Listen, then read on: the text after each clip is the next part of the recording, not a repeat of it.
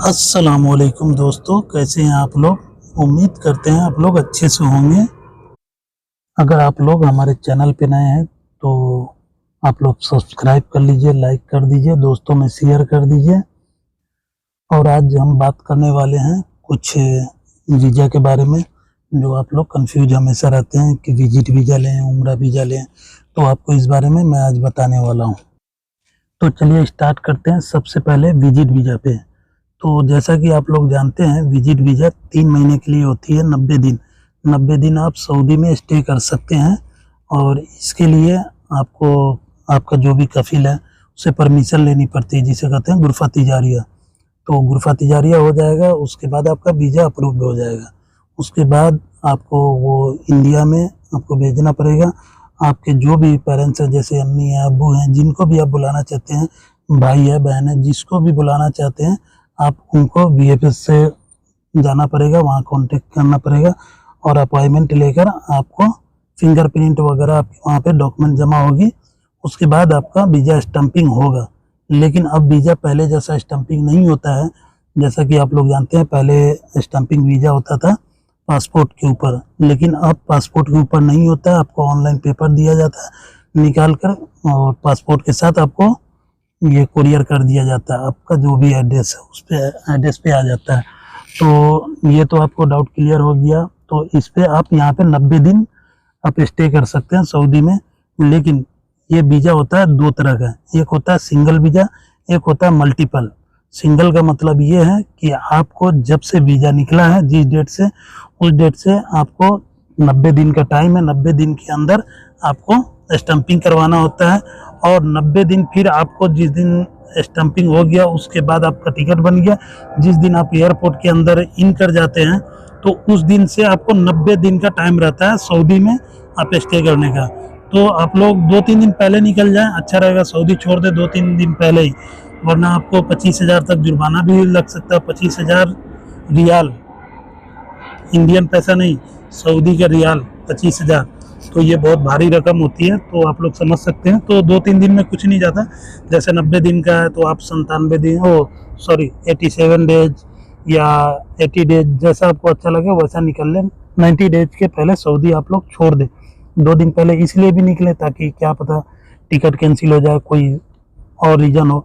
तो इससे अच्छा आप 2-3 दिन का टाइम हाथ में रख के चलें, ताकि अगर कोई ऐसा कुछ होता है तो आप दोबारा से टिकट अप्लाई करके दूसरा फ्लाइट पकड़ के जा सकें। तो ये थी। और ये तो आपको मैंने आपको बताया। सिंगल वीज़ा का ये होता है कि आप जब 90 दिन आप यहाँ रहते हो तो 90 दिन आप पूरा कर लो, या फिर हफ्ते दिन रहो, या फिर 10 दिन रहो। इसके अंदर आप जब भी यहाँ से देश छोड़ते हो सऊदी अरब को, तो आपका वो ख़त्म हो जाता है। इसमें आपका ये नहीं है कि हाँ चलो 90 दिन का था, मैं हफ्ता दिन रह लेता हूँ फिर चला जाता हूँ, फिर से साल के पहले मैं आके यहाँ पे जितना दिन बाकी है मैं रह लूँगा। ऐसा बिल्कुल नहीं है दोस्तों। अगर ऐसा आप करेंगे तो आप आ ही नहीं सकते। पहली बात तो आपका एयरपोर्ट पे चेक हो जाएगा, वो आप आ नहीं सकते सिंगल वीज़ा पे। तो अगर मल्टीपल वीज़ा आप लेते हैं, मल्टीपल में ये होता है फ़ायदा कि 90 दिन का वीज़ा का वैलिड रहता है। आप 90 दिन स्टे करें। 1 साल का आपके पास टाइम है। 1 साल में आप, जैसे आपका 90 दिन, आप यहाँ पे 20 दिन यहाँ पे उम्रा वगैरह कर लिए, अपने दोस्त लोग से मिल लिए, चाहे जो भी जिस रिश्तेदार के पास आए उनके पास रह के, उसके बाद आप इंडिया चले जाएं या पाकिस्तान चले जाएं, कोई भी देश का हो, जिस भी देश का हो वहाँ चले जाएं। फिर आपको जैसे 20 दिन आप स्टे किए आपने सऊदी में, तो आपके पास 70 दिन बचा, 70 डेज। तो 70 डेज आपका बचा हुआ 1 साल के अंदर। फिर आप जितने दिन रह सकते हो आपकी मर्जी। 70 डेज के अंदर आपका जिस दिन 90 डे हो गया तो आपको सऊदी का आपका वीज़ा वो ख़त्म हो गया। अब फिर आप इसमें नहीं आ सकते। 90 डे में अगर बच्चा है तो आप साल के अंदर जितने बार आ सको आप अपना 90 दिन पूरा सकते हैं। ये मल्टीपल का फ़ायदा होता है। तो आप करेंगे हम बात आपको सिंगल का। सिंगल आपको 90 दिन का है तो सिंगल तो आप 90 दिन स्टे कर लीजिए, चाहे हफ्ता दिन स्टे कीजिए या पूरा 90 डेज रहिए। एक ही बार आपको रहना है। आपने अगर सऊदी अरब को छोड़ दिया 90 दिन के अंदर तो आपका ख़त्म है। चाहे वो हफ्ता दिन रहिए, चाहे आप 90 दिन पूरा करके जाइए। तो मेरा आप लोग से गुजारिश है कि आप लोग कभी भी वीज़ा ख़त्म होने के 2-3 दिन पहले ही ये देश छोड़ दें, नहीं तो यहाँ का कानून सख्त है, आप लोग हल्के में ना लें। और अब करेंगे बात आपसे अगली कुछ खबरें हैं सऊदी अरब की जो आपको मैं बताने जा रहा हूँ। तो पहली खबर दोस्तों, अब गैर मुल्कियों की बहुत सारी गिरफ्तारी होना स्टार्ट हो गई, जिसमें गिरफ्तारी के कुछ आंकड़े हैं। 70,000 टोटल गिरफ्तार हुए हैं 28 दिसंबर से 3 जनवरी 2024 तक। बहुत भारी गिरफ्तारी हुई है। तो जिन लोगों को गिरफ्तार किया गया उसमें 10,690 ऐसे हैं जो इकामा कानून के खिलाफ वर्जी था उनका, तो उनको गिरफ्तार किया गया 10,690 लोग। उसके बाद 3,894 इनलीगल तरीके से देश में आए थे। 2,793 जो लेबर लॉ के खिलाफ वर्जी थे, वो लेबर लॉ के खिलाफ वर्जी जैसे अपने कफिल के बीजेपी आए या कंपनी के बीजेपी आए और वो पार्ट टाइम में कहीं और कर रहे हैं, तो ऐसे लोग पकड़े गए हैं। इनकी तादाद थी 2,793 लोग। तो वो कंपनी से में आते थे और बाहर अपना एक्स्ट्रा कमाई के लिए काम करते थे। सुल्ता पकड़ता था, सुल्ता मतलब पुलिस, यहाँ की पुलिस पकड़ती थी, उनको डिपोर्ट कर देती है।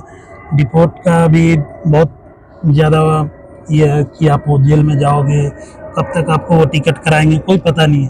तो ऐसा ना करें दोस्तों, ये अपना देश नहीं है। आप यहाँ पे कमाने आए हो, ना कि आप कोई मुसीबत लेने आए हो। तो मुसीबत मोल ना लो और अपना जो काम पे आओ वही काम करो। तो अगली खबर की ओर चलते हैं। अगली खबर ये है कि सऊदी मिनिस्ट्री ह्यूमन रिसोर्सेज की तरफ से है, जो इंजीनियर अहमद बिन सुलेमान अल राजी, उनका ये कहना है कि अब कोई भी कंपनी में 50 से ज़्यादा वर्कर जिस भी फील्ड में हो तो उसमें आप अपने सऊदी वर्करों को रखें और उनको काम सिखाएं, ऐसा इनका कहना है। तो ये भी आपको सोचना पड़ेगा कि आप अगर कंपनी में हैं तो ध्यान दें कि आपका भी कभी भी छुट्टी हो सकती है। तो अल्लाह ऐसा ना करे, लेकिन ऐसा इन्होंने कहा। मिनिस्ट्री ऑफ ह्यूमन रिसोर्स की तरफ से ये खबर आई है, जो इंजीनियर अहमद बिन सुलेमान अल राजी हैं उनके तरफ से ये खबर आई है। तो घबराए नहीं, रिच के देने वाला अल्लाह है। और अगली खबर ये है, अगली खबर आपको बताते चले, ये कंपनी और कफिलों के लिए हैं, जो कि सऊदी हुकूमत की तरफ से आया है कि कंपनी को जो भी वर्कर का एग्रीमेंट होता है तो वो एग्रीमेंट पोर्टल पे डालना पड़ेगा। कीवा पोर्टल नाम से है, उस पर ऑनलाइन डालना पड़ेगा।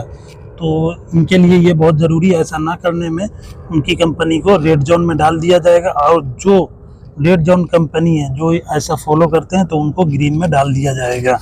तो वर्करों लोग, आप लोग भी थोड़ा ध्यान दें कि आप अपना एग्रीमेंट डालने से वो कंपनी आपसे पूछेंगे कि आपका ये एग्रीमेंट दिखाते हैं, आपको एग्रीमेंट बनवाते हैं, तो उस टाइम आप ध्यान से चेक करें, एग्रीमेंट पढ़ें। नहीं पढ़ पाते हैं तो आपके पास, सभी के पास मोबाइल होता है, तो आप गूगल ट्रांसलेट कर लें, उस पर जो भी आप लैंग्वेज में चाहें उस लैंग्वेज में पहला चेक कर लें सैलरी आपका कितना सैलरी लगाया गया है।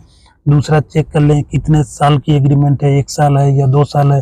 तीसरा आप ड्यूटी टाइम का आप देख लें कि ड्यूटी टाइम 8 घंटा है, 12 घंटा है, कितना है, उस पर सारे लिखे होते हैं एग्रीमेंट पे। तो आप लोग ये ज़रूर चेक करें, ज़रूर, नहीं तो आपके धोखा हो सकता है कि हाँ 10 साल के लिए आपको एग्रीमेंट में बना दिया, आप तो पढ़े लिखे नहीं है, चाहे पढ़े लिखे भी हैं तो एग्रीमेंट पे ध्यान नहीं दिए, तो आप तो फंस जाएंगे। आप जब छुट्टी मांगेंगे कि मेरा 2 साल हो गया भाई, 1 साल हो गया, तो वो तो आपको एग्रीमेंट शो करेंगे, और एग्रीमेंट तो हुकूमत के पास भी आपका है क्योंकि वो पोर्टल पे डाला हुआ रहेगा, तो आप तो यहाँ पे फंस जाएंगे। इसलिए ऐसा होने से पहले आप अपना एग्रीमेंट बहुत अच्छे से पढ़ें।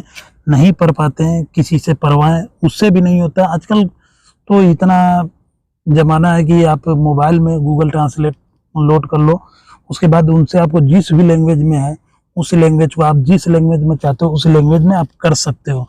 तो ये बहुत आसानी है आज के लिए। तो आप लोग ऐसा ना करें, ज़रूर एग्रीमेंट को अपने पढ़ें साइन करने से पहले, पोर्टल पे डालने से पहले। और अब यहीं पे वीडियो को ख़त्म करते हैं। आप लोग दुआओं में याद रखें। अगर मेरा चैनल आपको अच्छा लगता हो तो आप लोग मुझे सपोर्ट करें। बहुत बहुत शुक्रिया। आप लोग देखिए, हमारी पूरा वीडियो एंड तक देखिए। ओके, अल्लाह हाफिज। दुआ में याद रखें आप लोग।